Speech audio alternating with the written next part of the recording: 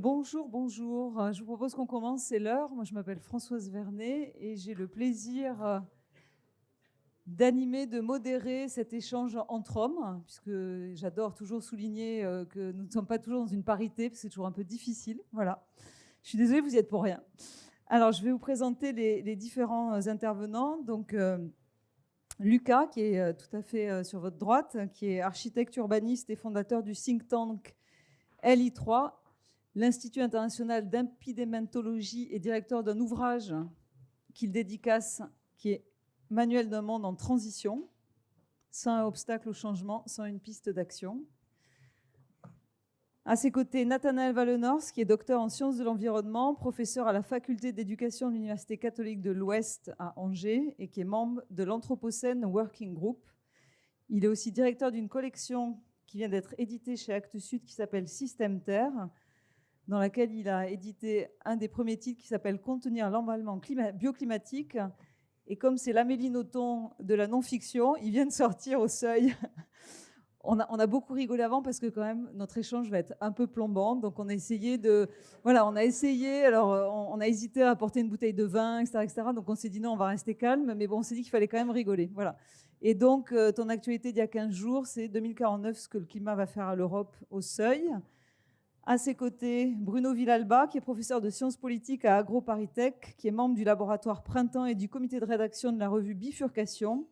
Il est l'auteur de plusieurs livres, mais entre autres, un livre qui vient de sortir dans la collection Système Terre sur l'extinction du vivant, qui s'appelle Au-dessus du gouffre. Et enfin, à mes côtés, Michel Lusseau, professeur à l'École normale supérieure de Lyon, qui a également publié plusieurs ouvrages, notamment au Seuil. Et son dernier fait d'armes s'appelle Cohabitons pour une nouvelle urbanité terrestre. Donc, on va essayer de ne pas plomber l'ambiance, on va essayer de faire en sorte que ça se passe bien pour vous et que vous ressortiez avec plein d'espoir.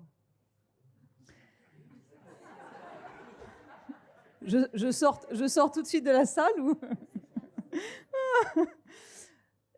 tout d'abord, j'avais envie qu'on se mette d'accord sur les terminologies. Je trouve que c'est quand même toujours intéressant. Le titre de notre table ronde, c'est Comprendre, entretenir et régénérer notre système Terre. Mais avant, je voudrais qu'on passe par la case Anthropocène et qu'on se donne une petite définition de l'Anthropocène. Et donc, je ne sais pas lequel des quatre s'y colle. Si on peut faire une petite définition. Michel, je te sens assez... Merci. Bonjour à toutes, bonjour à tous. Merci d'être là, merci de l'invitation. Ce festival est formidable, donc c'est toujours un plaisir de participer à ce genre de festival. Et merci à toutes les équipes qui le rendent possible. L'Anthropocène, on ne va peut-être pas rentrer dans le détail du débat qu'il y a autour de ce terme, mais c'est un terme qui apparaît il y a 25 ans à peu près, au début de ce siècle. Et lorsqu'il apparaît, et on peut peut-être garder cette idée initiale, il apparaît dans le domaine des sciences du climat. Et ce sont des chercheurs, notamment Paul Crutzen, qui le proposent pour essayer d'insister sur quelque chose qui leur paraît à l'époque de plus en plus flagrant, c'est-à-dire que les forçages anthropiques des systèmes climatiques en particulier, mais pas que, forçages anthropiques, c'est-à-dire les effets des activités humaines sur les systèmes biotiques et abiotiques, donc vivants et non vivants de la planète. Système atmosphérique, système du cycle de l'eau, système écologique, etc. Ces effets sont tellement évidents, tellement forts, qu'on peut faire l'hypothèse que l'être humain, anthropos, anthropoi, donc l'être humain en tant qu'espèce, est doté d'une capacité d'influence sur le système Terre équivalente à celle des forces géologiques, qui, depuis que la Terre existe, il y a un peu plus de 4,5 milliards d'années, ont provoqué des allées et venues, des températures, des bouleversements très profonds de l'état des surfaces terrestres émergées, des écosystèmes et qu'en sais-je. Et en parlant d'Anthropocène, on insiste bien sur une radicale nouveauté, ce qu'un historien, Jean-Baptiste Fresso, a appelé ensuite l'événement Anthropocène, un événement historique. C'est que, bien sûr, il y a eu des époques de la Terre où il y a eu des réchauffements climatiques équivalents à ceux que nous sommes en train de connaître, bien entendu. Mais, à l'époque, il n'y avait pas d'être humain, il n'y avait pas d'hominine, mais encore moins d'être humain. 2, ça a mis des dizaines de milliers d'années à devenir, parfois des centaines de milliers d'années à devenir, je parle sous le contrôle du seul vrai spécialiste de la salle, alors que là, allez, en 250 ans au maximum, et peut-être en beaucoup moins de temps, en fait, selon les cadres temporels qu'on se donne, on va provoquer un réchauffement de l'ordre de 2 à 4 degrés, ce qui est insensé. Il n'y a jamais eu d'équivalent dans l'histoire géologique de la Terre. Et puis, surtout, c'est totalement anthropique. C'est-à-dire il n'y a aucun débat, pas plus de débat que pour savoir si la Terre est ronde ou plate. Il n'y a aucun débat possible sur le caractère anthropique de ce changement. Vraiment, ceux qui vous disent que c'est du bullshit ou du fake, comme un de nos collègues qui tourne mal en ce moment, Donald Trump, ceux qui vous disent que c'est du flan, en réalité, c'est comme dire que les vaccins ne protègent pas ou que la Terre est plate. Ça n'a aucun sens. C'est même pas une discussion qu'on peut avoir. Il n'y a aucun débat scientifique sur l'origine anthropique. Donc c'est lié à notre activité d'espèces humaines cumulées dans le temps. Après, il y a plein de discussions pour savoir si ça commence dès le néolithique, si ça commence en 1800, si ça commence en 1950. On ne va pas rentrer dans ces détails. Mais l'intérêt du mot anthropocène, c'est qu'il nous force à regarder en face cette réalité-là. Nous sommes capables d'avoir tellement d'influence sur les conditions vivantes et non vivantes de la planète que nous sommes même en mesure de rendre cette planète inhabitable pour nous et pour toute une série d'autres espèces. Et ça, jamais aucune espèce n'avait été confrontée à cette réalité. Jamais. Et jamais l'être humain n'a été confronté à cette réalité à toutes les échelles en même temps. C'est-à-dire la question se pose pour la Terre dans son intériorité, dans son intégralité, et elle se pose pour tous les lieux de la planète synchroniquement. On est devant ça, ça devrait nous foutre les foies, ça devrait vraiment nous interroger, mais en même temps, c'est très énergisant parce que quand on est face à cette réalité anthropocène, qu'on utilise le mot ou pas, hein, quand on est face à cette réalité-là, la seule chose qu'on puisse dire, c'est « Ok, ben, on fait quoi ?» Voilà, voilà.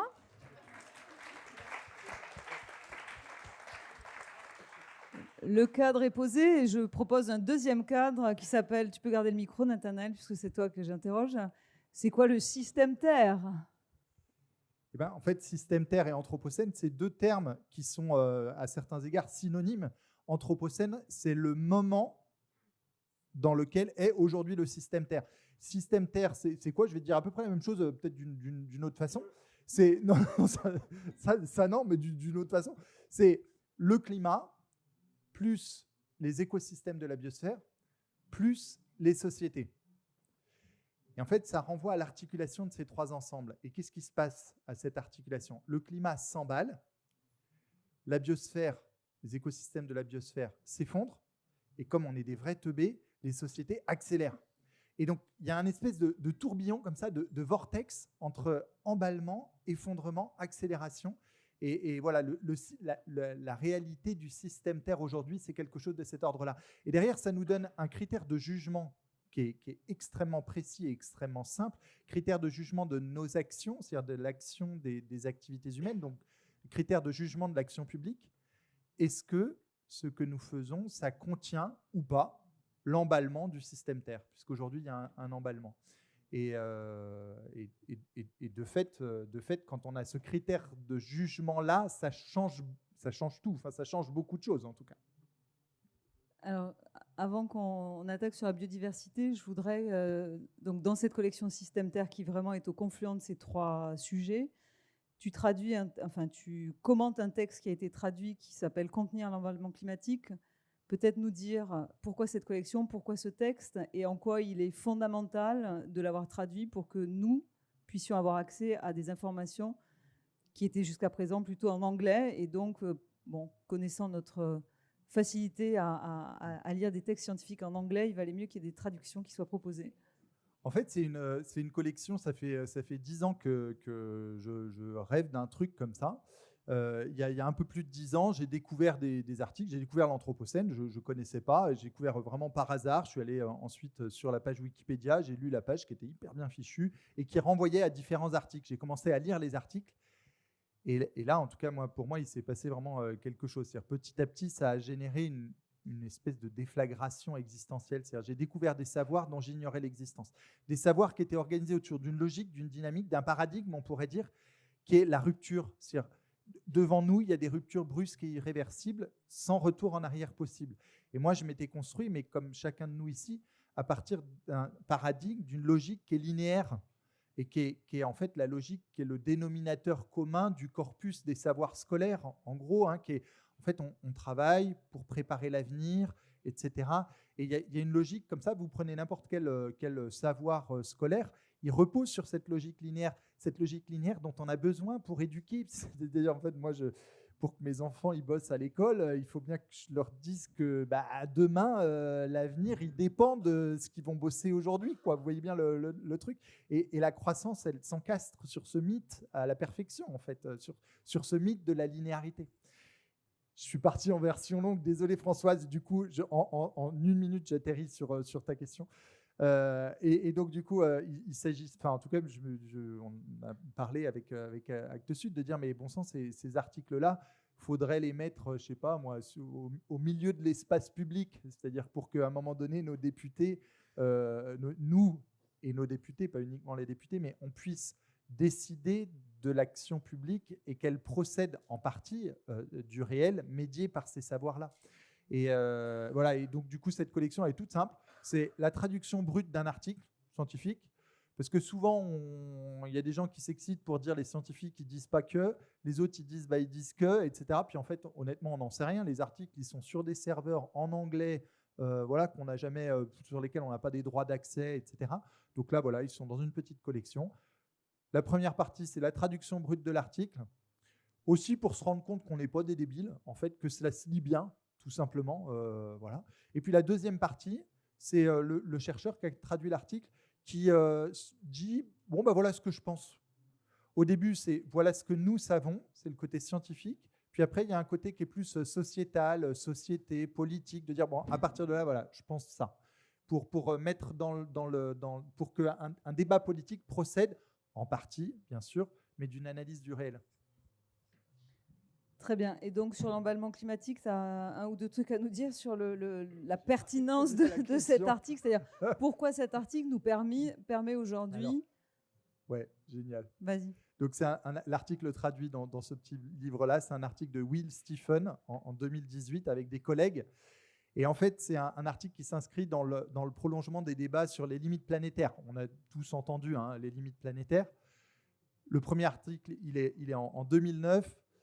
Ce n'est pas un vrai article scientifique. C'est un truc qui est jeté comme ça. 2015, un article scientifique vraiment solide, très complexe, etc.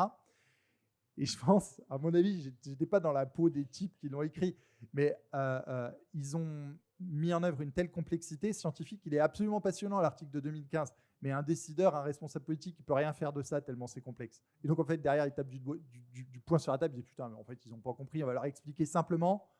Il y a un seuil. Le seuil, il est à peu près à 2 degrés. Peut-être qu'on est même déjà dedans. Ils le disent comme ça. Donc, en fait, il y a une limite. La limite, c'est celle de la COP21, etc. C'est le 1,5. Il n'y en a pas d'autre. Voilà. Et il faut contenir l'emballement du système Terre. C'est-à-dire on doit tout faire pour que le système Terre demeure dans la trajectoire dans laquelle il est et ne parte pas, qu'il n'y ait pas quelque chose qui parte en vrille, là, comme ça. Merci. Vous avez tous tout compris, donc c'est parfait. Rigole pas, Bruno. Maintenant, on va passer chez toi. On va aller voir du côté de la biodiversité, puisque dans le système Terre, il y a aussi on va dire, le vivant. Et peut-être toi nous dire, redéfinir la biodiversité, d'ailleurs, je pense que c'est bien à chaque fois de bien partir des thématiques, enfin des termes dont on parle, et parler de cet article qui, pour toi, était fondateur sur justement l'extinction du vivant. Oui, alors c'est un article qui a été écrit par 3 chercheurs mexicains et américains. J'ai oublié le prénom. Ceballos. Voilà, c'est l'éditeur, il s'en souvient mieux que moi. Et Paul Ehrlich.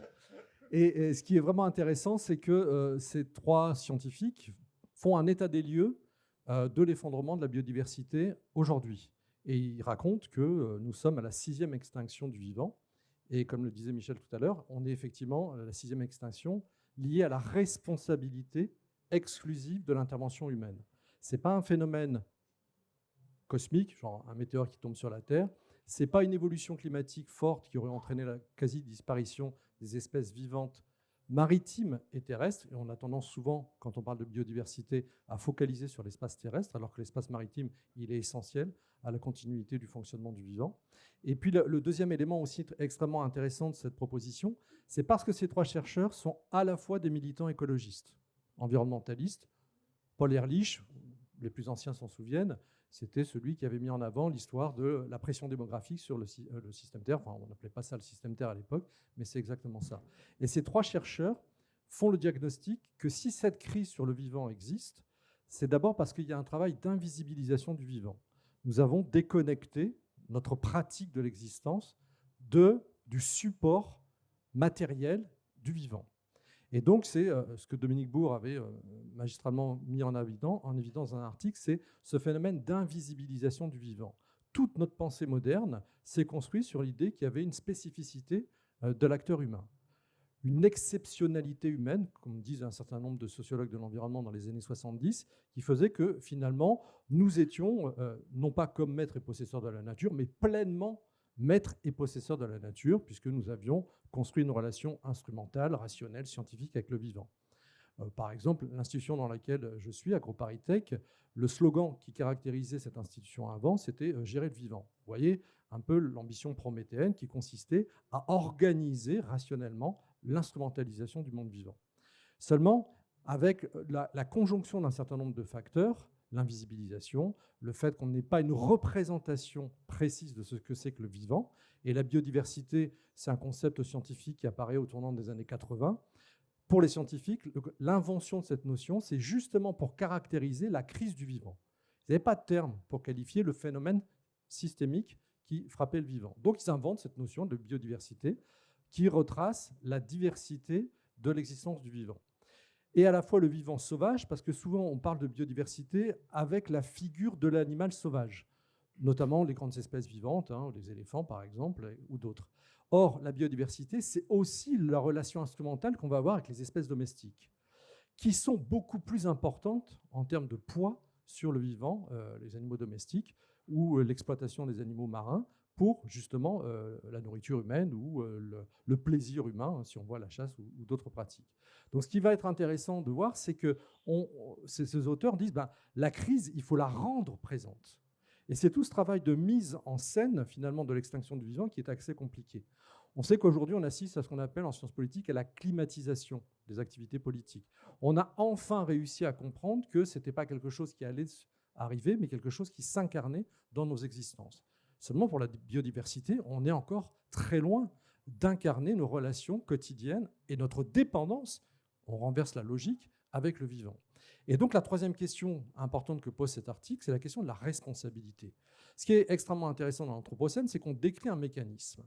Mais en politique, parce que je suis politiste, la question, c'est de savoir qui est historiquement responsable, mais surtout qui va être responsable de la gestion de ce phénomène-là. Et on est déjà en train de simplement tenter de pouvoir gérer la crise climatique, et en même temps, il faut gérer l'effondrement de la biodiversité. Et les auteurs disent, la question climatique, de toute façon, l'emballement, il est là. Donc, voilà, on ne pourra pas arrêter le phénomène d'emballement climatique. Par contre, sur la biodiversité, nous avons encore l'autorité politique nécessaire pour empêcher la dégradation irréversible d'un certain nombre d'espèces vivantes. En gros, pour le dire, 2050, nous allons assister à la disparition des éléphants. Nous le savons, appauvrissement des populations, discontinuité, etc., etc., la disparition des éléphants. Il en restera quelques spécimens à droite à gauche dans des parcs qui vont finir par s'appauvrir au niveau du patrimoine génétique. Mais ce qui va être extrêmement intéressant, c'est que quel est l'engagement international que nous allons construire pour préserver ce vivant ? Et on voit bien que la responsabilité, elle n'est pas simplement sur la question des espèces sauvages, des éléphants, mais aussi notre relation quotidienne à l'alimentation, par exemple, sur l'exploitation des animaux domestiques. Et donc, c'est une remise en cause qui est intéressante. Et troisième niveau de l'article qui est extrêmement intéressant, c'est qu'il propose des solutions politiques. Alors là, ce n'est pas leur domaine de prédilection, on peut le constater. Par exemple, une des propositions qu'il soulève, c'est transformer l'éducation.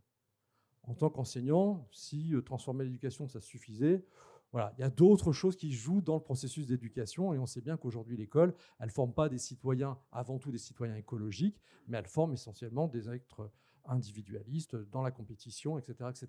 Donc vous voyez comment on va rentrer dans un mécanisme de compréhension de l'importance de l'effondrement de la biodiversité Et comment on retourne cette question en faisant une condition sine qua non de la négociation politique.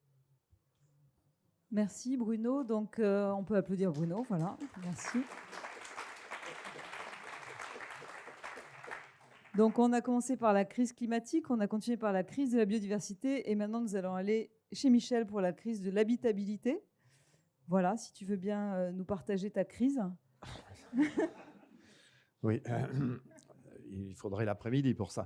Et donc, moi, mon point de vue est différent, mais c'est ça qui est intéressant, c'est qu'il y a une convergence de travaux qui partent de points de vue différents, mais qui aboutissent à peu près toujours au même type de résultat, c'est-à-dire la mise en question de notre capacité à habiter de façon juste et digne cette planète.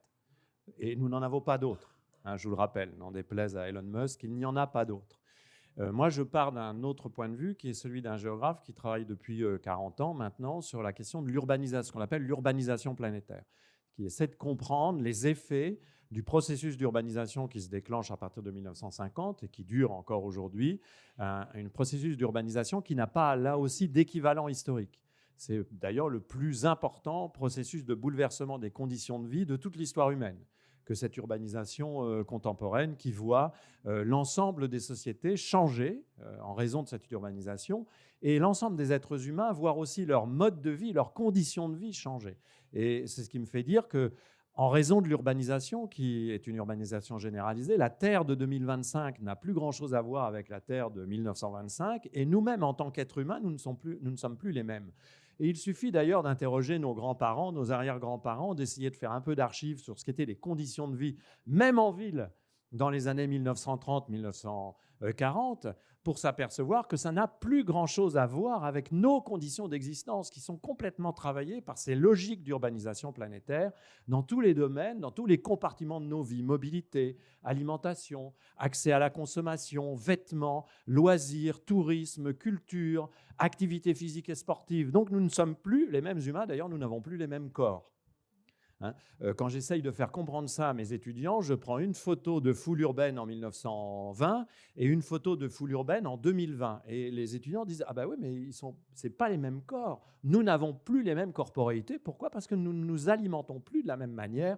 Nous sommes sédentaires alors qu'auparavant nous ne l'étions pas, etc. » Donc, ce qui m'intéresse, moi, c'est de comprendre quel est l'impact de cette urbanisation planétaire sur le système Terre et en quoi cet impact nous mène à la menace sur l'habitabilité de la Terre. J'espère que je suis clair, hein, et je consacre donc la première partie de mon livre à documenter cet impact dans plusieurs dimensions de notre existence et j'arrive à la conclusion qui est inconfortable qu'aujourd'hui, en raison même de l'urbanisation planétaire, nous avons installé une manière d'habiter la Terre, habiter, c'est-à-dire organiser nos espaces et nos temps de vie, entre humains et avec les non-humains, animaux, végétaux, etc., eh bien, en raison de ces manières de vivre, nous avons aujourd'hui une habitation humaine de la Terre qui est 4 fois insoutenable. On va aller vite. Insoutenable au sens littéral du terme, c'est-à-dire qu'elle est appelée à s'effondrer.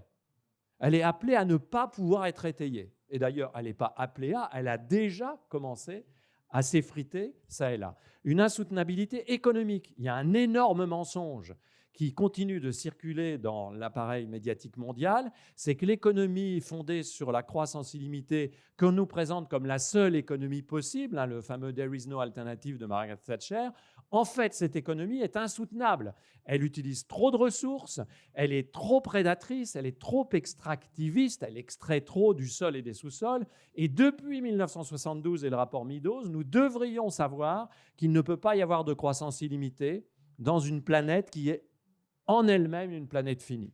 Insoutenabilité sociale. On nous a dit que la croissance économique illimitée qu'on nous proposait en modèle, elle était nécessaire à résorber la pauvreté à l'échelle mondiale. Je vous la fais courte, même s'il y a eu de légères évolutions positives entre 1990 et 2010 et 2020 sur une sorte de stagnation à la baisse de la pauvreté et de la très grande pauvreté, depuis la pandémie de Covid, tout a changé et la pauvreté est repartie à la hausse. La pauvreté n'a jamais été aussi importante. L'extrême pauvreté, moins de 2,5 $ par jour, c'est plus d'1,2 milliard de personnes. La pauvreté monétaire moyenne, moins de 8 $ par jour, c'est 50 50% de la population mondiale, 50%, à tel point qu'on peut dire que la pauvreté n'est pas un résidu du fonctionnement économique. La pauvreté est une condition nécessaire au fonctionnement économique. Si vous n'avez pas de pauvres, vous ne pouvez pas faire fonctionner le système. En particulier parce que vous ne pouvez pas avoir le sous-prolétariat utilisé par les activités de production pour nourrir le marché de la consommation en masse. Si vous n'avez pas de pauvres, vous ne pouvez pas construire Dubaï. Si vous n'avez pas de pauvres immigrés du continent indien, vous ne pouvez pas construire Dubaï. Troisième insoutenabilité, je vais encore plus vite, l'insoutenabilité écologique. Bon, là, il n'y a pas à discuter, pas de dessin. Climat, eau, écosystème, ressources, modification des fonctionnements des grands organismes comme les océans ou certaines très grandes forêts. Tous les indicateurs sont au rouge. Nous avons franchi 7 limites planétaires sur 9. Qu'on soit d'accord ou pas sur le détail de la définition des limites planétaires, ça, on peut toujours faire du byzantinisme. Il n'en reste pas moins que nous sommes devant une insoutenabilité écologique.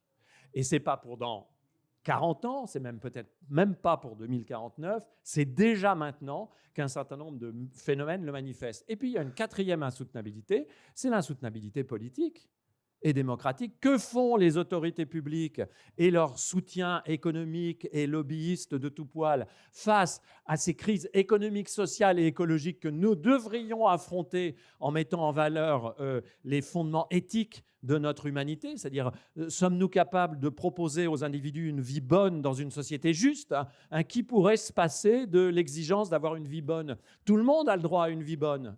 Tout le monde, absolument tout le monde, partout. Il n'y a pas des citoyens de seconde zone qui auraient le droit de mourir sous les bombes dans n'importe quel territoire que ce soit ou de crever dans la rue à cause de pauvreté. Tout le monde a le droit de demander une vie bonne. Eh bien, pour sortir de cette triple crise, que nous proposent les pouvoirs politiques? Eh bien, ils nous proposent la grande régression des droits, la grande régression démocratique. Jamais il n'y avait eu autant de régression démocratique assumée qu'aujourd'hui. D'abord aux États-Unis, qui ont longtemps été le pays de cocagne de la démocratie, mais aussi en France, en Italie, en Allemagne avec l'AfD, aux Pays-Bas, en Belgique, dans certains cantons suisses, soyons équitables, il y a des gens qui connaissent la Suisse ici, un peu partout, ce regret démocratique existe. Ça veut dire que pour sortir de la crise de l'habitabilité, on nous propose de renoncer à nos droits fondamentaux. Eh bien, face à cela, je documente tout ça dans la première partie du livre, donc au bout de 100 pages, on a envie de partir au Club Med pour se changer les idées. Je vous le déconseille, ce n'est pas trop éco-friendly, mais si on est face à cela, comme je le disais tout à l'heure, alors on est obligé de se demander ce que l'on va faire. On ne va pas se couvrir la tête de cendre, on ne va pas se dire c'est foutu, attendons tranquillement que la mort nous saisisse. Non, face à cela, il y a une exigence éthique et politique qui est de dire comment pouvons-nous inventer des voies de sortie de cette menace sur l'habitabilité. Et je vous garantis, j'essaye de le montrer dans la deuxième partie du livre, ces voies existent. Elles existent dans tous nos textes, là, et dans bien d'autres textes qui ont été publiés ça, là. Ces voies existent, simplement, à chaque fois, il faut bien l'admettre, toutes ces voies convergent vers une idée. Si nous voulons nous en sortir, alors il faut remettre en cause les fondements même de nos manières contemporaines d'habiter cette planète urbanisée.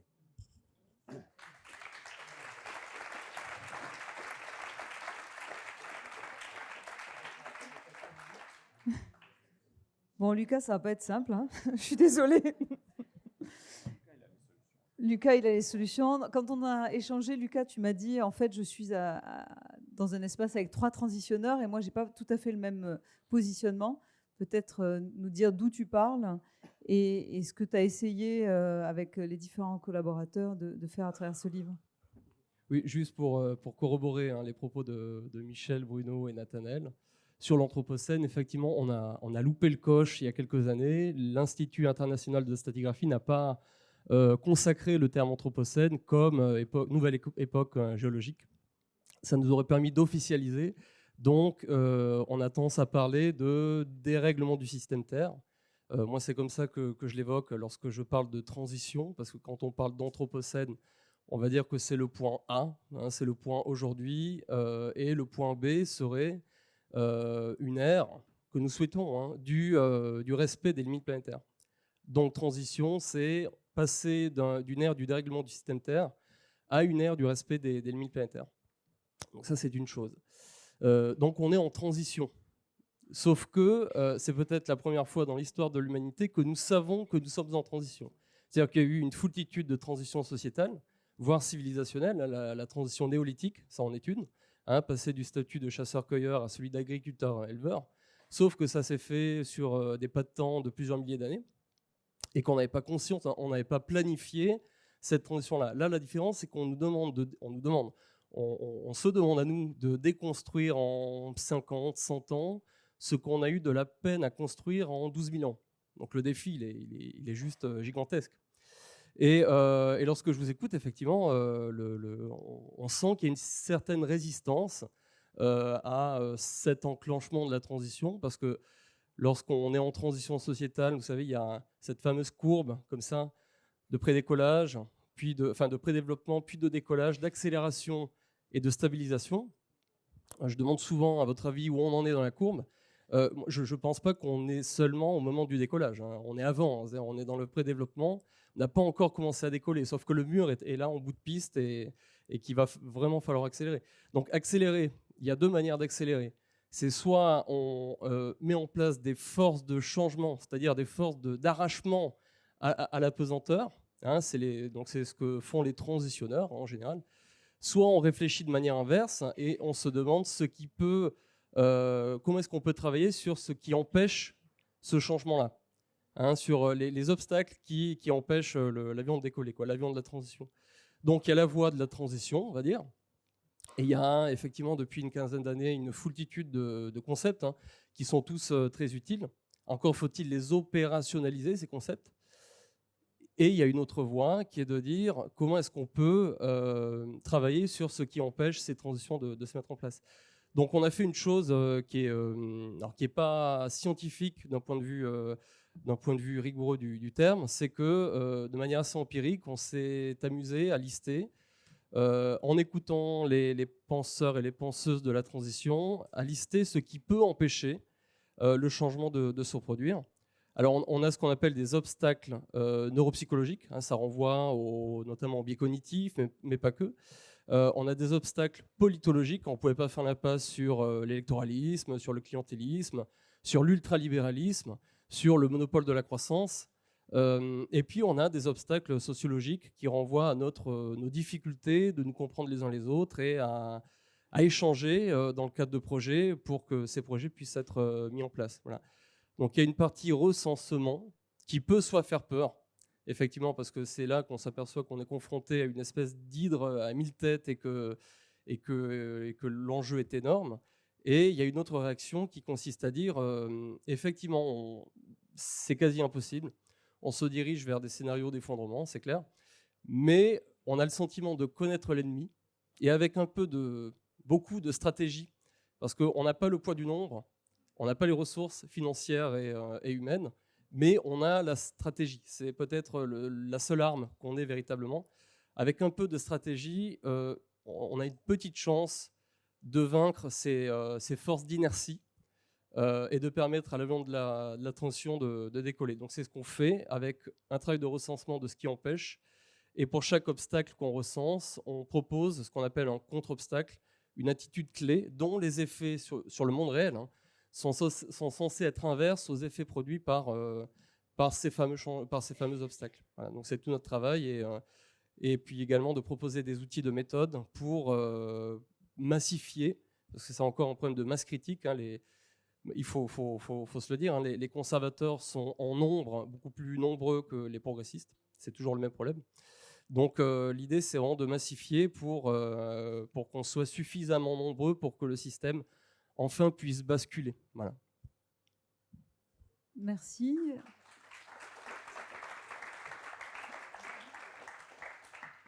Dans les questions que j'ai pour vous quatre, la première, elle concernerait la défiance qu'on a à l'égard des sciences et des scientifiques.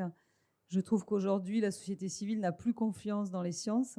C'est renforcé par les politiques qui n'ont pas confiance non plus. On peut nommer les différents discours divers et variés.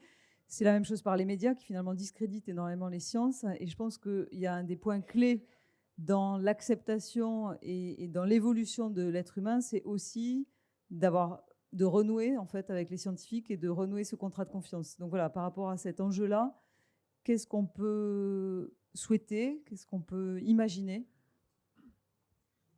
Je veux bien dire un petit mot là-dessus.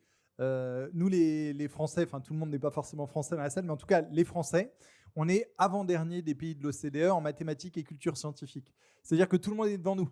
Les Hongrois, les Polonais, ils sont devant nous. Honnêtement, on les regarde un peu de dessus quand même. Et on n'arrive à battre que les Chiliens. Donc ça, c'est juste pour poser le cadre du truc, quoi. Voilà. Avant-dernier, c'est quand même c'est fort. Et un autre petit truc, c'est une petite scène de film. Un film qui a été fait sur Hannah Arendt il y a 10 ans, un truc comme ça, sur Eichmann à Jérusalem. Peut-être certains d'entre vous, vous l'avez vu. Et en fait, il y a donc Hannah Arendt, vraiment une grande dame du XXe siècle, quoi. Et il y a un moment, donc Hannah Arendt, elle couvre le procès d'Eichmann à Jérusalem. Et il y a un moment où elle travaille avec son éditeur du New Yorker, donc à New York, et on la voit autour d'une petite table là, comme ça. Puis son éditeur, il dit écoutez, Madame Arendt, là, régulièrement, vous écrivez et vous citez des choses en latin et en grec. Notre lectorat, il ne maîtrise pas le latin et le grec. Et là, Arendt, elle dit qu'ils apprennent. Et elle passe à la suite. Mais en fait, moi, ce que j'ai envie de dire, c'est que on ne peut pas faire l'économie de plonger dans quelques articles. C'est peut-être complètement naïf et utopiste. On va dire, le mec, il a complètement fumé la moquette. Bah, peut-être.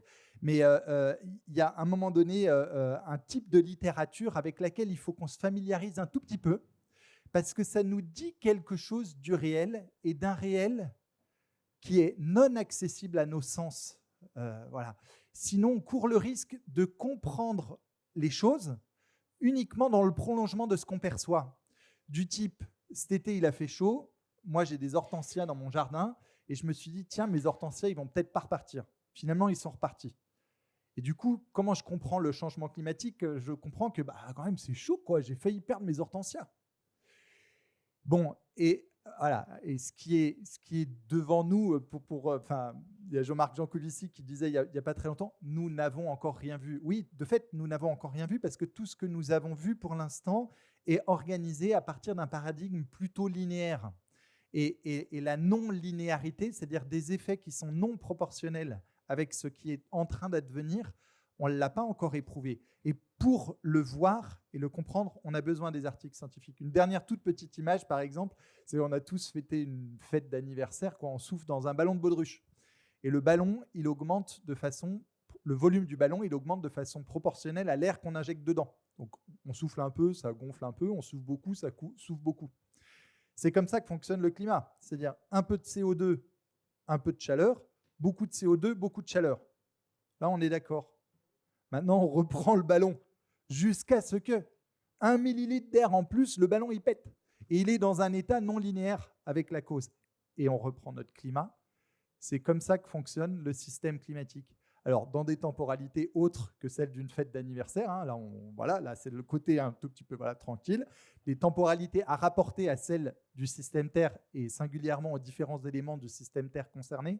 Et donc, pour ça, pour comprendre, pour sentir, pour voir la non-linéarité, de fait, il n'y a pas 15 000 littératures qui nous permettent à part la science-fiction peut-être, mais je ne connais pas énormément, mais qui nous permettent de comprendre ça. Michel ? Non, mais pardon, mais la bonne science, elle déroute. Elle est là pour invalider les biais de confirmation.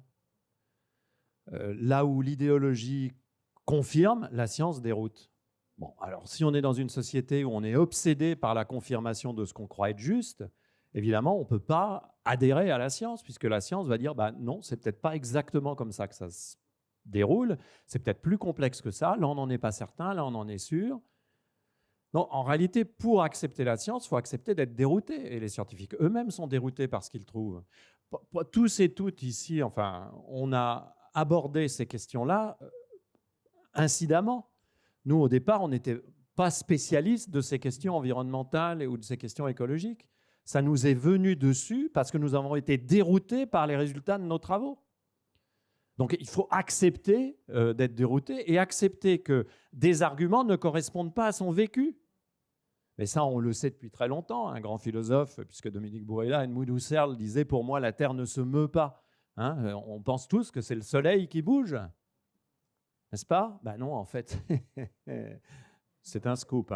C'est pas du tout comme ça que ça se passe. Donc, il faut accepter que ça ne corresponde pas à son vécu empirique. Or, en matière écologique, sociale et économique, dès qu'on commence à documenter l'insoutenabilité, la quadruple insoutenabilité dont je parlais, dès qu'on commence à le faire, on tombe sur des choses qui ne correspondent pas à notre vécu. Comment faire pour en sortir? Améliorer quand même l'éducation scientifique, parce que c'est vrai qu'on n'est pas bon. Travailler avec des médias qui acceptent de faire le boulot. Mais bon, si vous êtes là, j'imagine, c'est que vous voulez faire l'effort. Autrement, vous seriez au supermarché samedi après-midi en train de faire autre chose. Et puis là, on vous voit, vous êtes 100, vous allez acheter tous et toutes nos livres.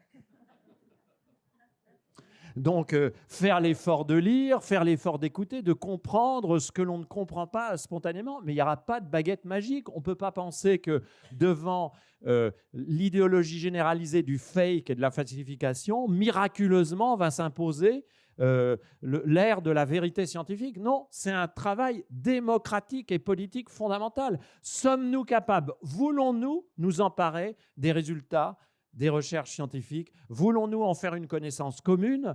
Et sommes-nous capables de nous servir de cette connaissance commune pour changer nos manières d'être et nos manières de faire? Il n'y a pas d'autre question que celle-ci, en fait. Donc, évidemment, les États ont leur part, leur boulot à faire, les entreprises devraient faire mieux, mais à un moment ou à un autre, chacun d'entre nous, nous devons répondre ou pas à cette sollicitation. Nous devons dire, alors, ça me concerne ou I don't care. C'est ça. Et c'est pour ça que moi, j'ai toujours été partisan de l'idéologie des petits mouvements, des petits gestes, parce qu'en réalité, il n'y a pas de petites décisions quand il s'agit de dire « Ok, je comprends ce qui est en train de se passer, je ne m'en laisserai plus compter. On ne va plus me raconter d'histoires à dormir debout. Je comprends ce qui est en train de se passer, donc je commence à faire autrement. »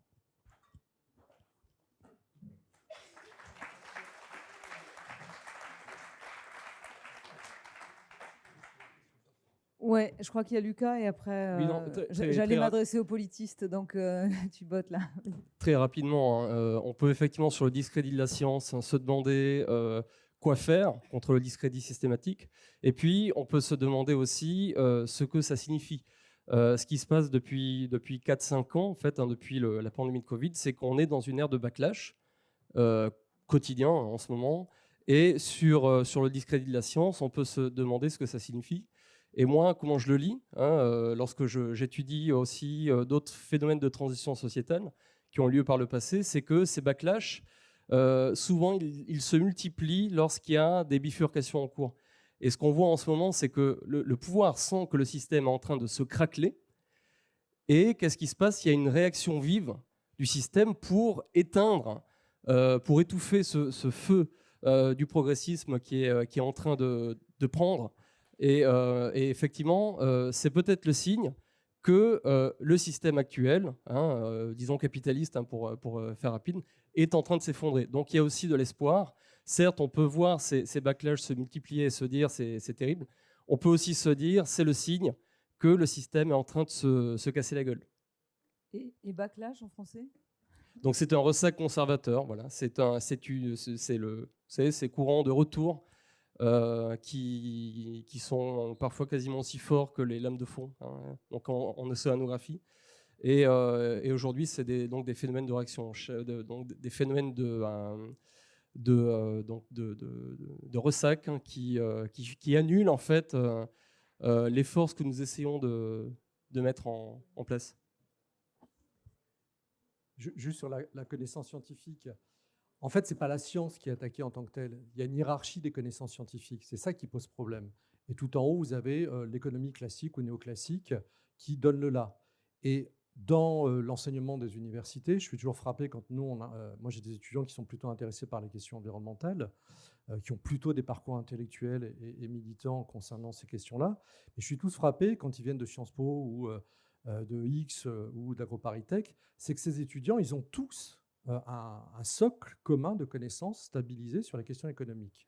Mais l'économie classique, ils ont étudié les mêmes histoires, les mêmes fables qui sont révélées complètement obsolètes de Ricardo, Smith, etc.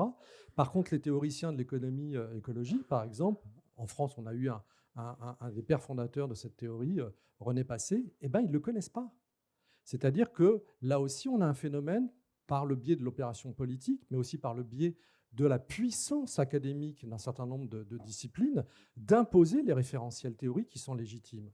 Et nous, modestement, on est effectivement dans des contre-registres théoriques. Mais il nous faut encore plus de légitimation, plus de preuves, entre guillemets, scientifiques. Quand vous accernez encore la énième connerie sur la loi de l'offre et de la demande, ça passe. Quand vous expliquez le caractère absurde de la production, de l'intensification de la production industrielle, eh bien, vous êtes renvoyé effectivement à une vision rétrograde, passéiste, amiche, et j'en passe, et des meilleurs. Donc ça, ce phénomène de hiérarchisation des connaissances scientifiques, il est extrêmement important à comprendre.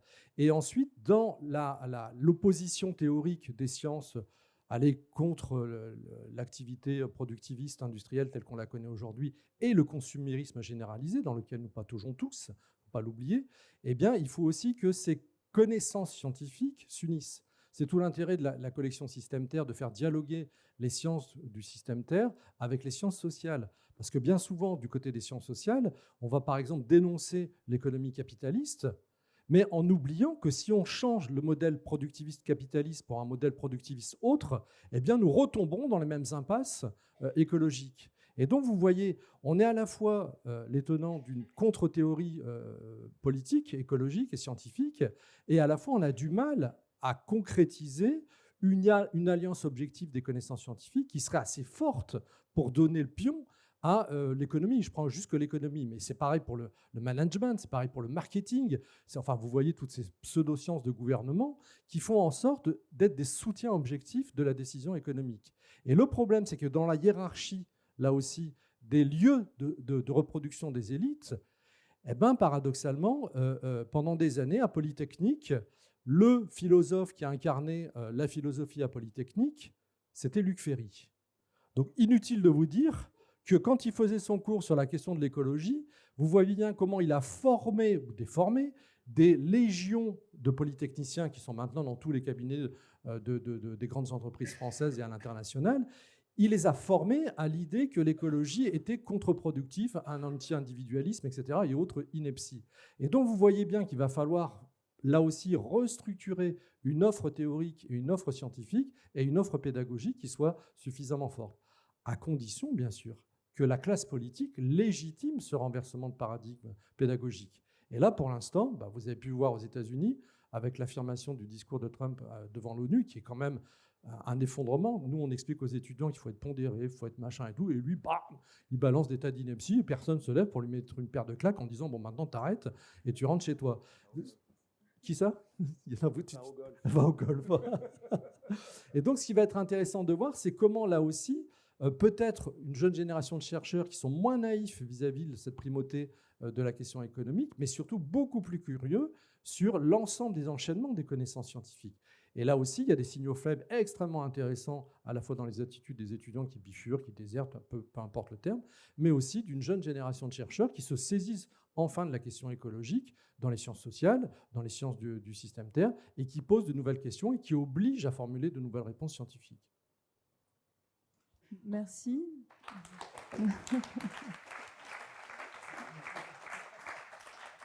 Lucas, dans ton livre, tu parles d'arrêter de donner la parole aux penseurs et de donner la parole aux faiseurs. Tu parles beaucoup de la starification des experts de la transition. J'aimerais bien que tu nous dises un mot là-dessus.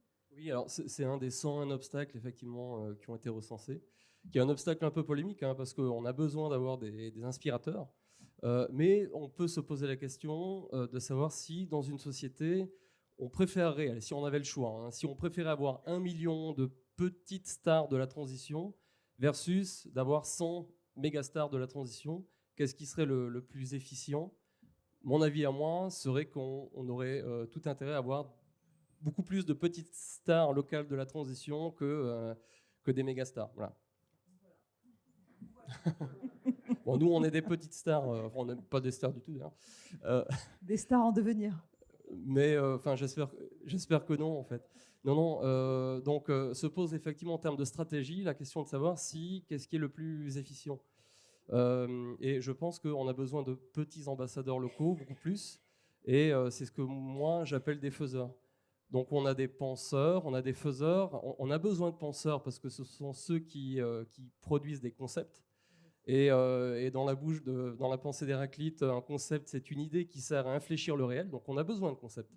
Mais on a besoin aussi de gens qui appliquent les concepts. Et le souci qu'il y a, c'est qu'il y a parfois un gap entre les penseurs et les faiseurs. Donc il y a un manque de lien entre les récits, les concepts et ceux qui les appliquent dans le réel, c'est-à-dire qui transforment les comportements. Voilà.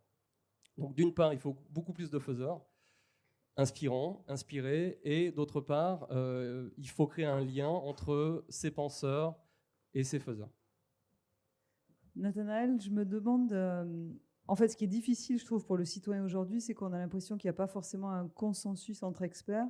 Et je me demande comment encore certains experts peuvent dire qu'on va rester en dessous de la barre des 1,5 degré à 2 degrés. Mais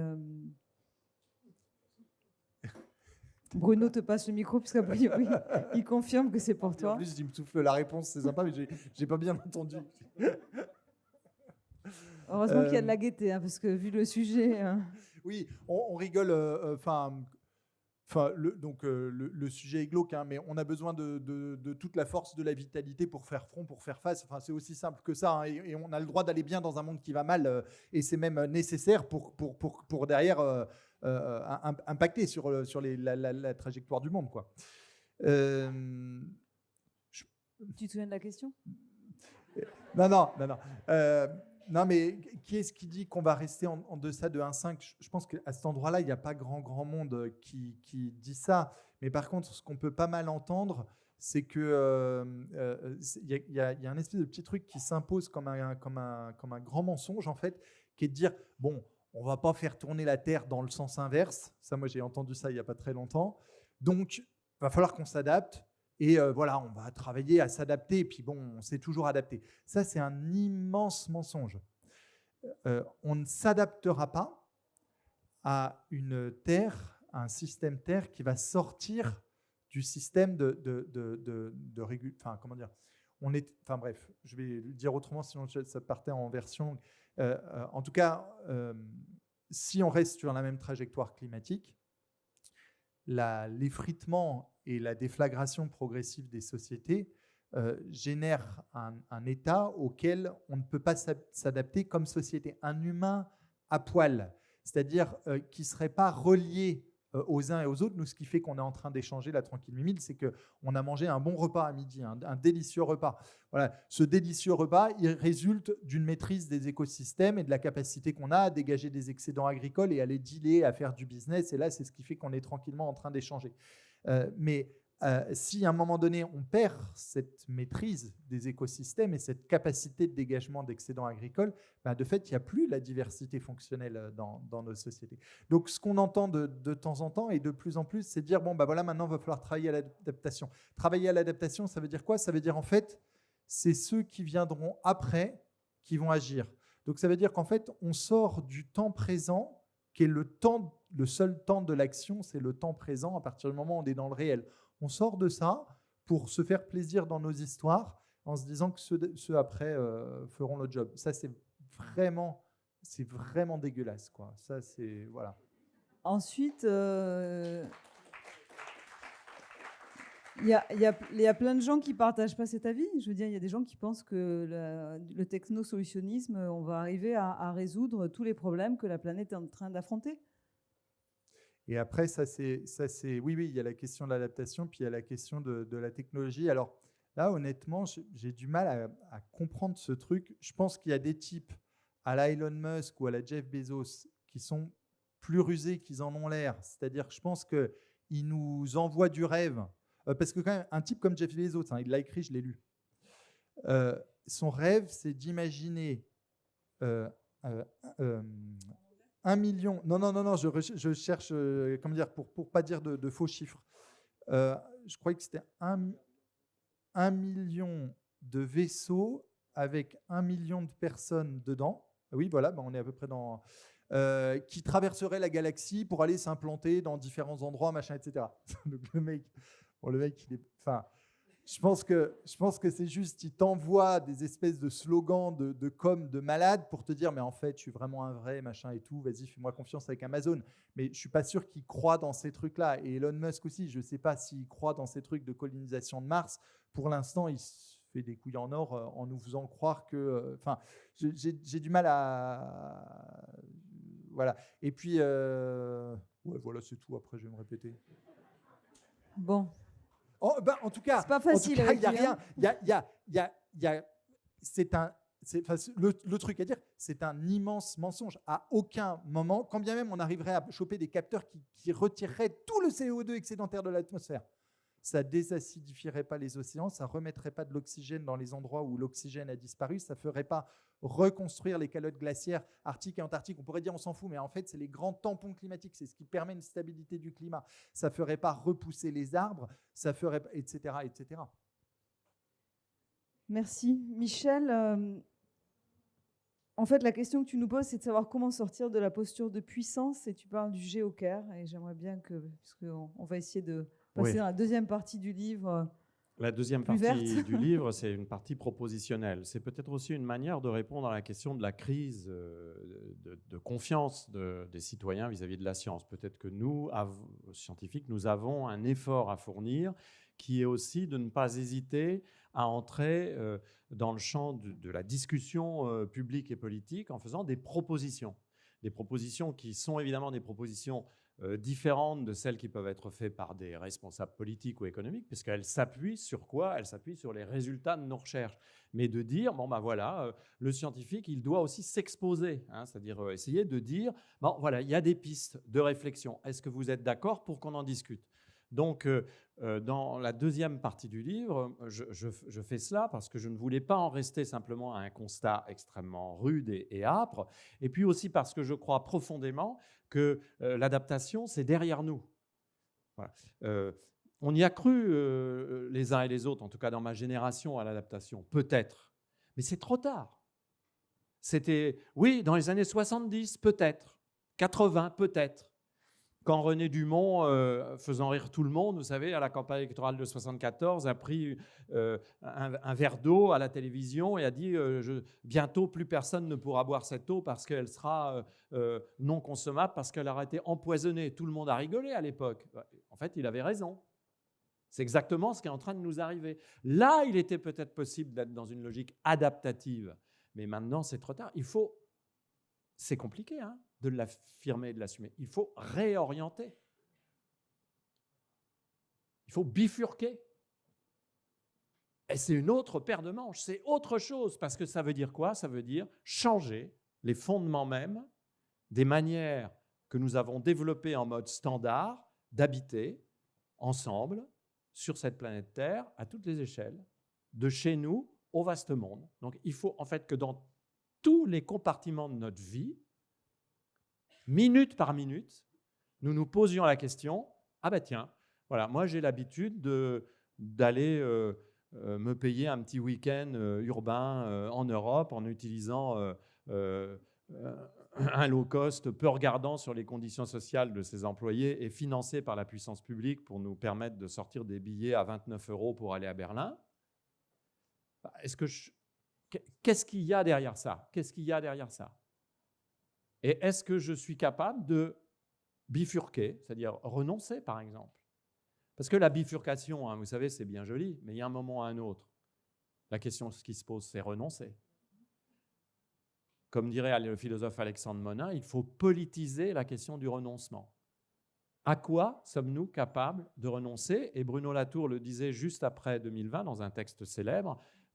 À quoi tenons-nous? Quelles sont les choses auxquelles nous tenons absolument et quelles sont les choses auxquelles nous devons renoncer?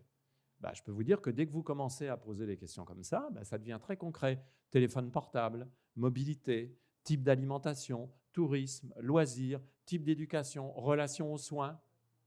À chaque fois, ça cogne, et ça cogne évidemment différemment selon les groupes sociaux dans lesquels on est, parce que chacun ne va pas répondre de la même manière à cette question-là, parce que ce serait injuste que tout le monde, selon sa position sociale, dû répondre de la même manière. Donc en plus, c'est sensible aux conditions sociales.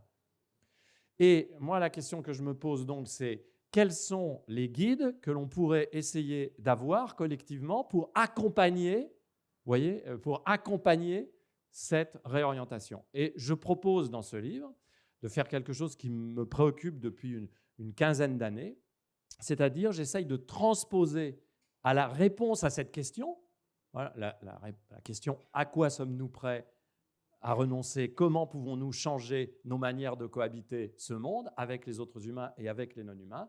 J'essaye de répondre à cette question en incorporant dans mon analyse la philosophie du care. Donc la philosophie développée notamment par une philosophe américaine très importante qui s'appelle John Tronto, sur le care, qui n'est pas une philosophie du soin médical. To care ne veut pas dire soigner au sens médical du terme, en tout cas pas exclusivement. C'est plutôt une philosophie qui tente de réorienter les relations sociales entre individus dans une société. Et donc j'essaye de créer ce que j'appelle un géo-care, c'est-à-dire une série de propositions faites aux lecteurs et aux lectrices en leur disant, voilà, si l'on acceptait de changer nos manières de voir, de faire, et si nous acceptions de changer les valeurs que nous accordons à telle ou telle pratique, alors nous pourrions peut-être cohabiter autrement. Et pour parvenir à ça dans le livre sans que ça soit trop abstrait, là je vois bien que je vous perds, eh bien je m'appuie en fait sur des cas empiriques, c'est-à-dire des cas que j'ai observés. Parce que depuis 20 ans, par ailleurs, une partie de mon travail consiste à aller voir des mouvements activistes locaux qui essayent de lever des verrous, lever des freins et d'expérimenter de nouvelles manières de cohabiter. Au Canada, en Amérique latine, en Europe, en Asie, il y a énormément de gens qui depuis 20 ans, même depuis 30 ans, même depuis 40 ans, essayent de dire « nous, on veut cohabiter autrement ». Et c'est très variable. C'est l'expérience du Chiapas autour du sous-commandant Marcos, mais c'est aussi la ZAD de Notre-Dame-des-Landes, ou le quartier des Lentilières, ou le peuple Ojibwe du Minnesota qui essaye de faire breveter son riz sauvage pour contrer les velléités de construction d'un pipeline qui allait dévaster l'écosystème qui permet à ce peuple de récolter ce riz sauvage, qui n'est pas du riz, mais peu importe. Donc voilà, à chaque fois, je regarde ça et je me dis, ben voilà, dès qu'on observe ces cas, alors il y a quelque chose qui devient stupéfiant, c'est qu'on voit apparaître des régularités. C'est-à-dire, on voit apparaître des choses qui se retrouvent tout le temps. Donc, s'il y a des régularités quand vous faites des observations empiriques, si vous êtes scientifique, ces régularités, elles vous disent quelque chose. Ça veut dire que s'il y a des régularités, c'est qu'il y a sans doute des pistes de réflexion. Et je transforme donc ces régularités autour de ce que j'appelle 4 nouvelles vertus de cohabitation, la considération, l'attention, le ménagement et la maintenance. Et j'essaye de montrer en fait qu'à partir de ce géocare, eh bien, c'est ouvert, on peut y aller, d'ores et déjà, ça peut fonctionner, on pourrait changer nos manières de vivre, à condition qu'on accepte d'affronter cette difficulté qui consiste à dire on ne va pas s'adapter, on va réorienter. Parce que je peux vous dire que parmi les régularités qu'il y en a au moins quelques-unes qui sont inconfortables. Toutes les expérimentations dont je vous parle remettent en question le statut standard de la propriété privée. Toutes. Absolument toutes. Toutes les expérimentations dont je vous parle remettent en question la hiérarchie entre les genres. En gros, remettent en question le masculinisme. Et remettent en question aussi le colonialisme, d'ailleurs, soit dit en passant. Ce sont toutes des expérimentations qui mettent en critique sévère et serrée les effets de longue durée du colonialisme, en particulier européen et états-unien. Toutes les expérimentations dont nous parlons sont des expérimentations qui remettent totalement en question le mode de production standard et donc l'accès aux biens de consommation. Absolument toutes. Pratiquement toutes ont une vision très critique de l'utilisation de la monnaie. Alors évidemment, ça suffit aux tenants de l'économie standard, qui est quand même la science qui vous explique que vous nagez alors que vous êtes en train de couler. Hein. Voilà, dans le bonheur alors que vous êtes déjà au fond en train de boire la tasse. Évidemment, tout de suite, ça vous fait qualifier de Amish, vous voulez revenir au Moyen-Âge, mais non, moi je veux revenir à rien, parce que ce que nous allons inventer n'a rien de comparable avec quoi que ce soit qui existait auparavant. Il faut en finir avec ces balivernes. Moi, je ne suis pas pour le retour à, je suis pour l'invention d'autre chose. Donc soyons révolutionnaires au noble sens du terme, soyons créatifs. Il faut créer des choses qui sont complètement nouvelles. Et puis au passage, pour les gens qui sont de ma génération, moi je suis né au tout début de l'année 1960, dites donc, on s'en souvient de l'époque où, pas si éloigné, par exemple, on utilisait la consigne pour les réceptacles en verre, il n'y avait pas de plastique, il n'y avait pas de suremballage, il n'y avait pas de low cost, il n'y avait pas de généralisation du système bancaire, ce n'était pas le même rapport à la propriété, il y avait encore des mouvements de coopératives. Non, il y avait de l'éducation populaire partout. Il y avait des écoles en accès libre pour tout le monde, gratuites. Il y avait un système de santé qui fonctionnait convenablement. Non, j'ai rêvé? Non, non, non. Et ça fait quoi? Ça fait 5000 ans? Non, non, non, non, non. C'est il y a 40 ans, 30 ans. Donc tout ce que l'on pense être de toute éternité, mon œil, dès que quelqu'un vous dit il n'y a pas d'autre alternative et c'est de toute éternité, c'est un menteur. Vous pouvez être sûr qu'il vous ment. En général, il vous ment. Hein. Vous pouvez être sûr qu'il vous ment. Plus souvent il que elle. Ce que je veux dire, c'est que c'est quand même des idéologies de mecs. Donc en gros, non, il ne faut pas s'en laisser compter. Réapproprions-nous nos capacités de diagnostic et donc nos capacités d'agir. Le géocaire, ça sert à ça.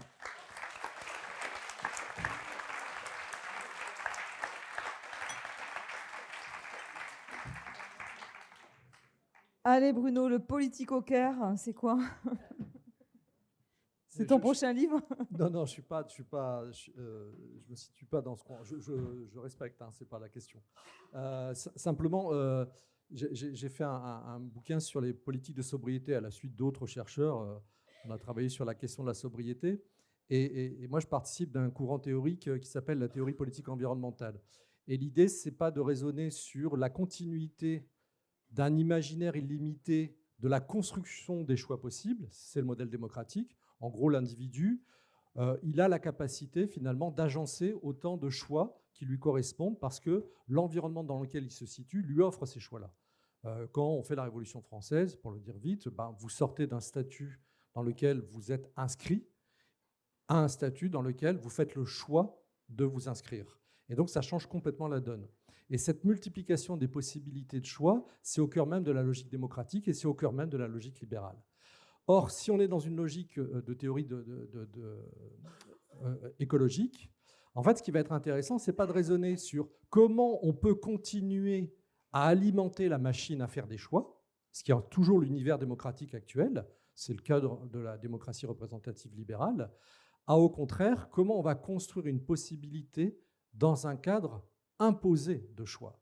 Et vous voyez qu'on passe d'un univers où la limite n'existe pas, il y a une infinité de possibilités d'élaborer des solutions, qu'elles soient des solutions politiques, économiques, d'identité relationnelle, affective, etc., à un univers qui va devenir un univers contraint de choix. Et cette substitution, c'est exactement la logique de la sobriété. Or, ce qui est intéressant dans l'approche de la théorie écologique, ce n'est pas d'examiner l'intention, parce que souvent, en offre politique, c'est le projet. Voilà, on va vous rendre libre, on va vous émanciper, etc. Et tout le monde est favorable à cette position-là. La théorie écologique, elle est beaucoup moins optimiste. Elle dit, ce n'est pas la question d'émancipation qui est importante, c'est les conditions effectives de construction matérielle de cette émancipation. Et donc, on voit bien qu'on rentre dans une logique de négociation non pas ouverte, mais contrainte. On ne raisonne pas en politique à partir du projet d'émancipation, mais on raisonne à partir des limites écologiques qui peuvent éventuellement construire ce projet d'émancipation. Et vous voyez que c'est un basculement extrêmement important. Si on reprend ce que dit Michel, c'est là où on voit la différence entre l'intention positive de l'émancipation et le côté écologique, c'est la limite de nos capacités de construire un modèle. Et la théorie écologique, elle a ça d'intéressant, c'est ce qu'on appelle une théorie conséquentialiste. Ce n'est pas la question si c'est bien ou mal qui importe, c'est la question de savoir si ça va fonctionner. Et malheureusement, encore aujourd'hui, par rapport à la crise écologique, on a tendance à raisonner sur l'infinité des solutions possibles. Je vais dire pollution, mais c'est de l'autre côté. L'infinité des solutions possibles.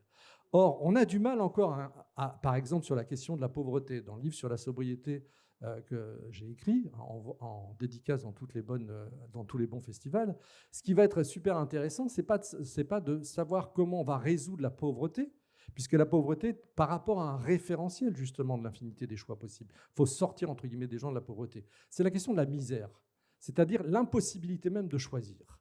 Et vous voyez que ce n'est pas du tout la même chose. Or, si on se situe dans une logique où on a des choix contraints, c'est quel type de choix on va devoir effectivement considérer comme prioritaire. Alors, je vais donner un exemple qui va être assez paradoxal par rapport à ce qu'on vient de dire, c'est les choix technosolutionnistes. J'imagine qu'ici, il y a beaucoup de gens qui sont contre le nucléaire à juste titre. Seulement, nous n'avons pas le choix de gérer le nucléaire. Nous sommes embringués dans une histoire millénaire avec le nucléaire. Donc, on pourra faire toutes les expérimentations locales d'alternatives de vie, etc., etc. Il n'y a pas un lieu en France qui est à plus de 300 km d'un centre nucléaire d'enfouissement, d'armes, etc., etc. Autrement dit, toute la continuité des expériences alternatives écologiques sont conditionnées par la capacité de maintien du système électronucléaire français. Ça veut dire que pendant plus de 10 000 ans, on va devoir se taper et la connaissance scientifique, et les infrastructures logistiques, et le financement, et le budget. Et ça, c'est une priorité, qu'on veuille ou qu'on ne le veuille pas. Et donc, vous voyez bien que notre marge de possibilité de vie alternative, elle est contrainte par rapport à ça. C'est exactement la même chose sur la biodiversité. On peut inventer toutes les formes de care sociale, excuse-moi, ce n'est pas une critique, hein, toutes les formes d'alternatives, etc. Si on laisse filer la destruction du vivant, il n'y aura aucune possibilité que ces expériences soient pertinentes sur le temps court, c'est-à-dire à 40 ans, 50 ans. C'est-à-dire que si l'écosystème marin s'effondre, il n'y aura pas la possibilité de nourrir les 2/3 de la population mondiale. Et dans ce cas-là, on aura un effet de basculement. Ces personnes ne vont pas accepter de mourir de faim comme ça, et la migration qu'on connaît aujourd'hui, c'est rien par rapport au type de migration qu'on va connaître. Comment on va gérer ça? C'est ça la contrainte. Et dans le cadre de la négociation que nous pouvons établir dans une démocratie libérale, tant qu'il y en a encore, eh bien, c'est effectivement de prendre conscience qu'il faut raisonner dans un cadre de débat contraint. Pas ce que je souhaiterais faire, dans l'idéal de la continuité du projet démocratique, etc., mais ce que je peux encore négocier. Donc, ce n'est pas le renoncement parce que ça me fait plaisir, parce que, voilà, parce que je conforme un peu mon éthique personnelle par rapport à des options écologiques pas trop contraignantes quand même.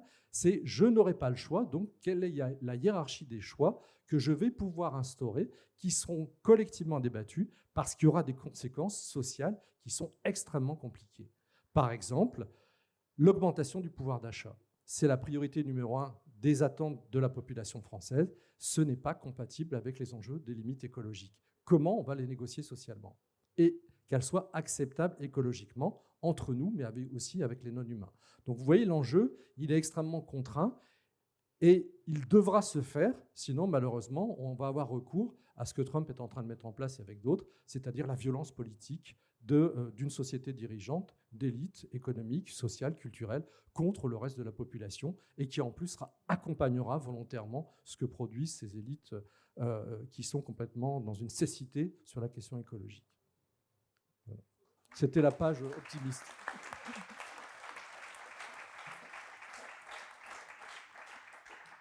On y va pour les questions, peut-être? Ouais, super, très bien. Donc, on a quoi, un quart d'heure 20 minutes? Super.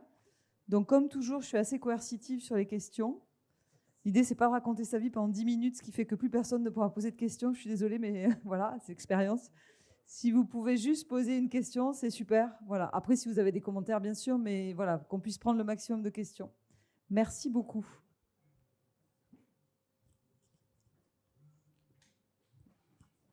Merci beaucoup. C'était vraiment super gai. Mais topissime. J'ai une question. Vous avez parlé du technosolutionnisme rapidement. On n'a pas prononcé le mot IA. Est-ce que... On ne connaît pas. Merci beaucoup.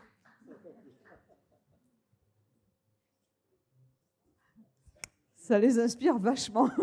Non, mais c'est une illustration parfaite de la course à l'individualisation des choix. C'est une pleine réalisation de l'affirmation de la toute-puissance de l'individu qui maintenant peut avoir des réponses sur tous les sujets. Alors c'est hallucinant l'utilisation que peuvent faire notamment les jeunes générations des IA, les jeunes générations qui sont soi-disant plus écolos que leurs anciens. Et c'est absolument intéressant de voir que c'est un prolongement de l'extension de cette personnalité toute puissance de l'individu.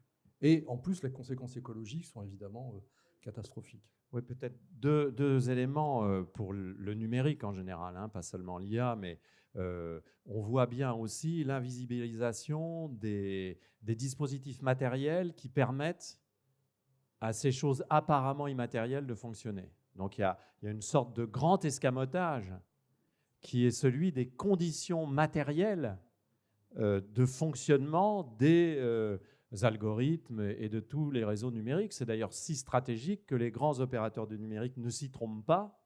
Il suffit par exemple d'essayer d'aller voir comment sont gardés les grands serveurs ou les grands entrepôts de données des géants du numérique pour s'apercevoir qu'on a une mobilisation de forces armées qui est absolument impressionnante parce que c'est tout à fait stratégique. Donc il y a ce premier grand escamotage qui est très courant dans l'histoire de la technologie contemporaine, c'est-à-dire de nous faire croire qu'on n'a pas besoin de se soucier des conditions nécessaires pour que la technologie soit efficace. C'est une sorte de mythe de la performance technologique qui viendrait en elle-même, sans condition, régler tous les problèmes qu'on a à régler et même régler les problèmes qu'on ne pensait jamais avoir besoin de régler. C'est les IA qui m'appellent, ça va mal, j'ai encore dit des bêtises et mon sponsor Facebook se replie. Donc, il y a cette première grande supercherie. Et puis, il y a deuxième chose que je voudrais dire qui est, en gros, moi, je ne suis pas anti-technologique, je pense simplement qu'il faut sortir de l'emprise technologique. C'est-à-dire l'idée que la technologie, et de préférence la high-tech, va arriver pour nous, sans que nous ayons rien d'autre à faire, régler toutes les questions que nous pourrons nous poser, et maintenant, y compris les questions de connaissance, qui jusque-là avaient été relativement à l'écart de ça. Non, moi je suis pour des technologies qui redeviennent des technologies du faire humain, c'est-à-dire qui sont capables d'être activées par les humains, et de mon point de vue, il n'y a d'ailleurs pas de différence entre la haute et la high et la low-tech. On a besoin évidemment de technologie, l'espèce humaine est une espèce technologique. On ne va pas, depuis les BIFAS et même avant, on ne va pas arrêter avec ça, mais on doit se réarrimer à une technologie, se réapproprier la technologie. Dites donc, entre nous, ça fait longtemps qu'on pense cette question-là dans l'histoire de la pensée occidentale, sauf que maintenant, ça n'est plus entendable. Ça n'est plus entendable. La deuxième chose que je voudrais dire très rapidement, l'IA, c'est très intéressant parce que ça montre quoi aussi? Ça montre que les grands technologues et les technophiles, il ne faut pas s'y tromper. Derrière tout leur discours sur la facilitation, c'est ce que tu dis, Bruno, il y a une anthropologie. Il y a une vision de l'être humain dans ce qu'il est, dans ce qu'il doit penser de sa relation à autrui et dans ce qu'il peut penser de sa relation à d'autres entités non humaines. Il y a une anthropologie, et dans le cadre des grands tenants de l'IA et de la tech, cette anthropologie est détestable. C'est l'anthropologie du sujet autonome absolument souverain qui encapsule absolument tout ce qui lui est nécessaire dans son désir.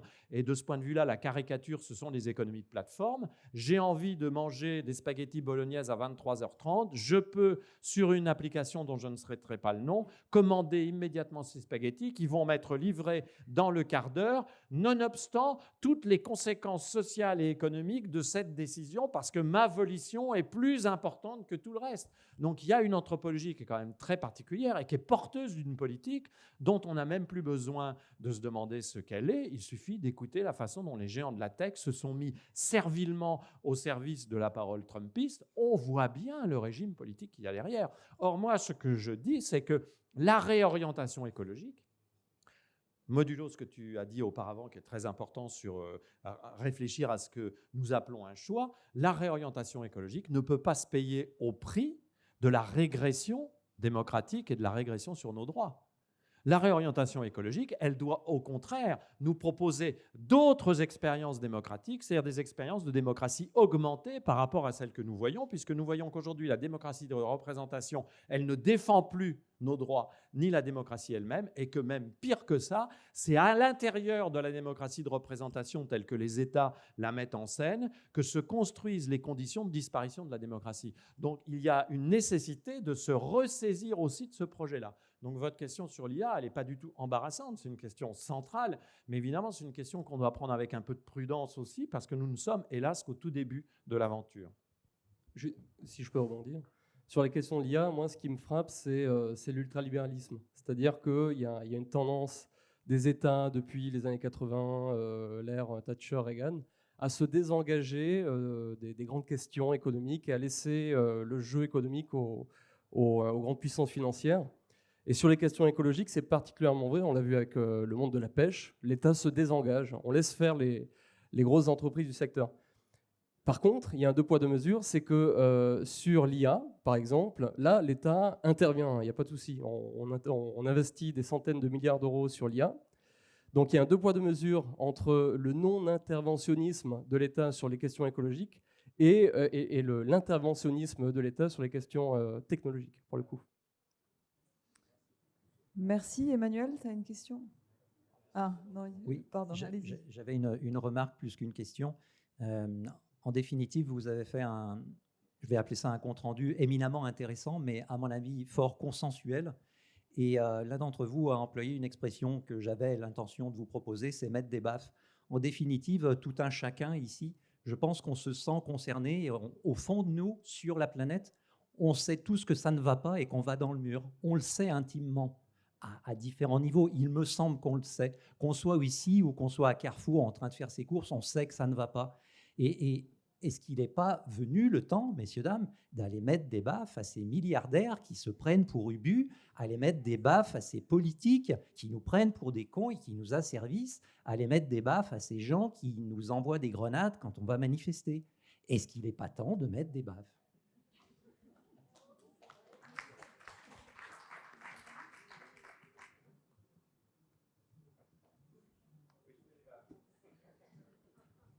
Alors, vous voulez dire au sens propre ou au sens figuré, les baffes?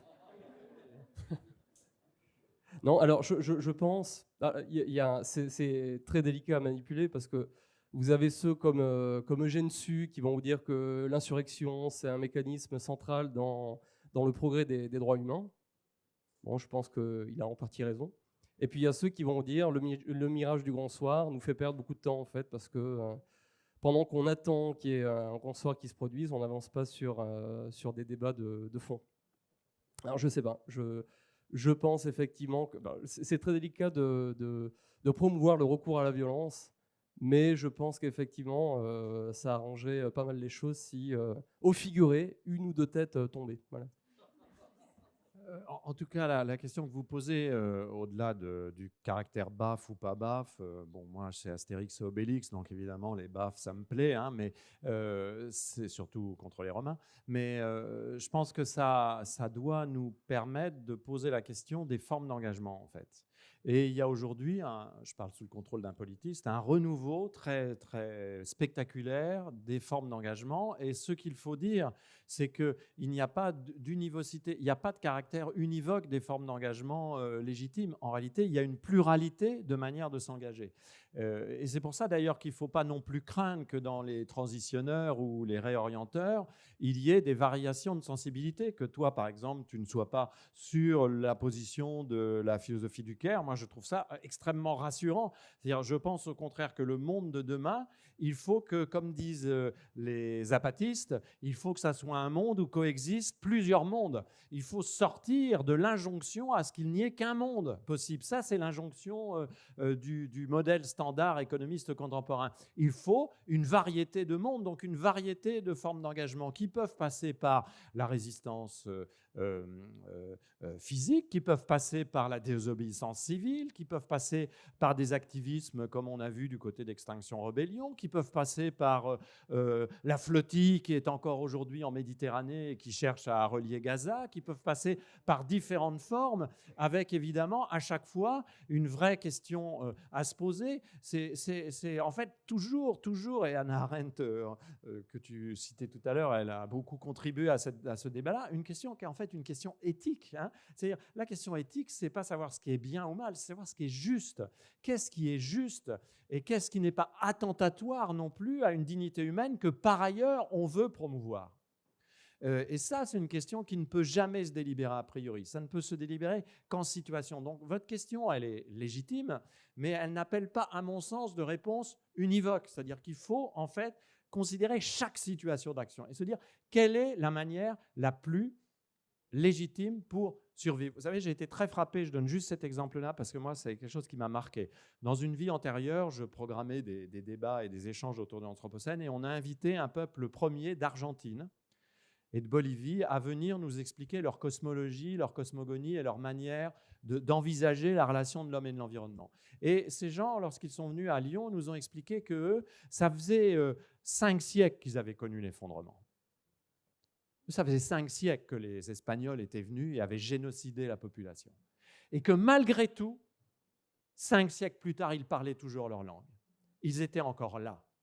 Et leur opposition était pratiquement toujours des oppositions non violentes, tout simplement parce qu'ils n'avaient pas la possibilité d'être violents. Ils étaient dans un rapport trop minoritaire. Et ils étaient encore là. Je peux vous dire que moi, ça m'a stupéfait, ça a changé beaucoup de choses dans ma réflexion, de se dire, ah ouais, en gros, à chaque fois, chaque sentier de dépendance doit inventer sa propre manière de se mobiliser.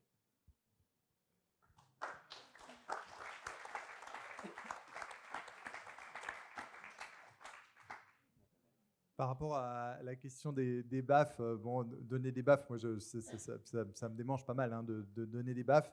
Et puis, si on regarde derrière, bon, alors, est-ce que la violence est un moyen légitime qu'on choisit comme moyen de l'action à cet endroit-là, moi, ce que je me dis, c'est qu'en tout cas, on est dans un combat, on est dans une lutte, elle est extrêmement, elle est considérable parce qu'elle est existentielle. Elle touche la capacité qu'on a à continuer de vivre ensemble. Et à cet endroit-là, il faut qu'on puisse beaucoup échanger le plus possible sur les moyens qu'on va utiliser. Et puis qu'on puisse aussi s'organiser. Il y a un déficit, je trouve, d'organisation aussi. Alors, il y a à la fois des mouvements de fond, etc., qui ont lieu, voilà, et ça c'est assez fabuleux parce que je pense qu'il y a des choses qui à un moment donné vont se rejoindre, se tisser ensemble. Aujourd'hui, on est quand même dans un monde où la COP27, elle a eu lieu à Dubaï. C'est impensable. J'arrive même pas à croire ce que je dis, quoi.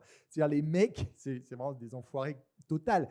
C'est-à-dire, ils se sont dit, on va faire ça à Dubaï pour leur vendre le pétrole comme solution au réchauffement climatique. C'est exactement ce qu'ils ont fait. Il y a eu un communiqué du président de l'OPEP à la fin, etc., qui écrit texto, je vous écris mu par un sentiment d'urgence. Donc, il reprend la terminologie scientifique pour dire qu'il y a un risque d'effondrement. Il reprend les terminologies scientifiques.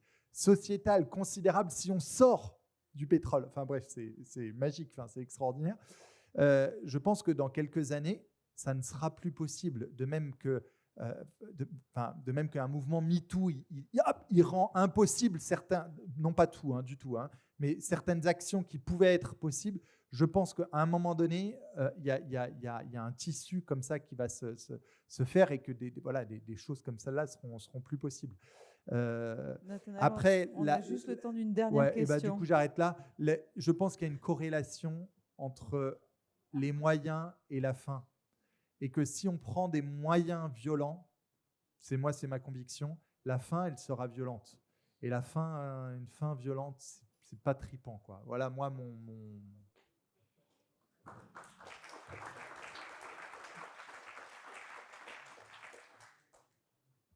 Vas-y, Emmanuel. Je vais essayer de faire court, mais c'est pas facile. J'ai beaucoup entendu parler d'une critique de l'individualisme, de l'individualisation. Or, je me demande si ce n'est pas une individualisation en trompe-l'œil. C'est-à-dire que finalement, le vrai problème ne serait pas plutôt la manipulation de masse. En gros, on vous fait croire que vous êtes un individu unique, mais vous êtes en train collectivement de faire exactement ce qu'on attend de vous, c'est-à-dire de vous comporter comme des consommateurs de masse et d'être finalement des moutons derrière des idéaux faciles qu'on va vous vendre. C'est vrai en politique, c'est vrai en marketing. Et je me demande s'il ne faudrait pas plutôt réhabiliter l'individu, mais le réhabiliter en tant qu'individu capable d'exercer son libre arbitre, son sens critique, en tant qu'individu relié, justement capable de penser l'action collective. C'est là qu'il y a un paradoxe. Très intéressant. Bruno, allez, c'est chaud. Je ne pense pas que c'était une critique de l'individualisme en tant que tel. C'est effectivement une évolution. Je ne parle même pas de déviation, c'est une évolution qui a été aussi soutenue démocratiquement. C'est important de bien comprendre ça.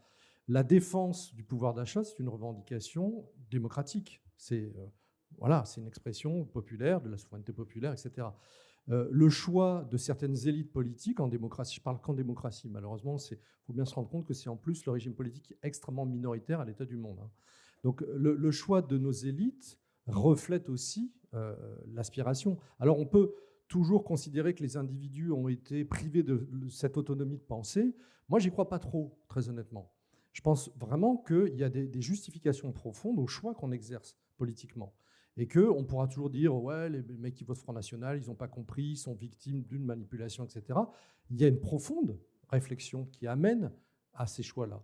Donc ça, c'est au contraire, l'expression démocratique, c'est reconnaître l'autonomie des individus. Par contre, continuer à construire un individualisme qui serait uniquement anthropocentré, c'est-à-dire dont le seul référentiel ce soit l'homme, c'est une impasse.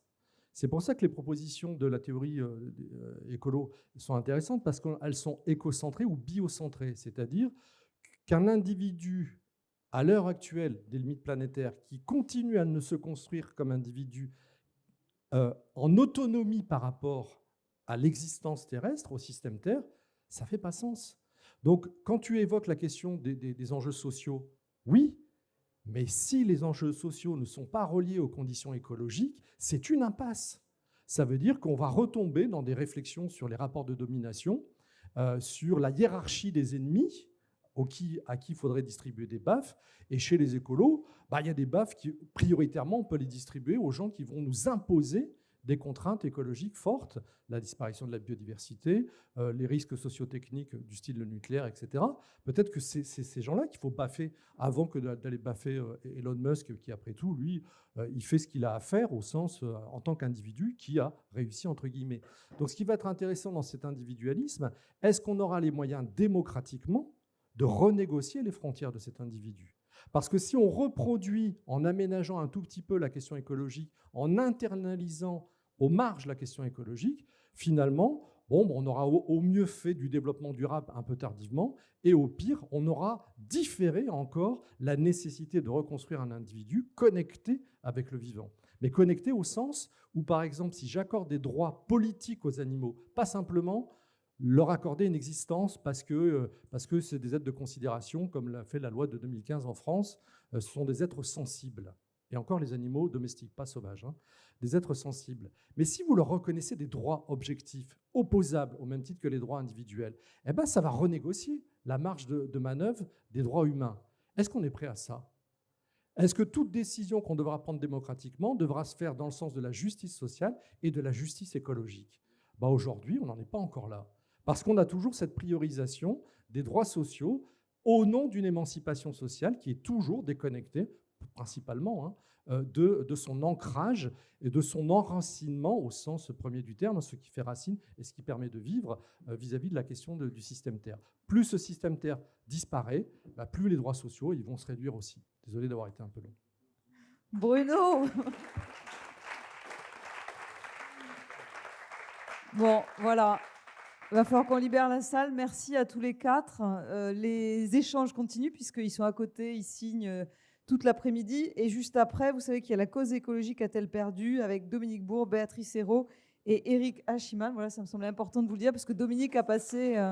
Voilà, merci beaucoup.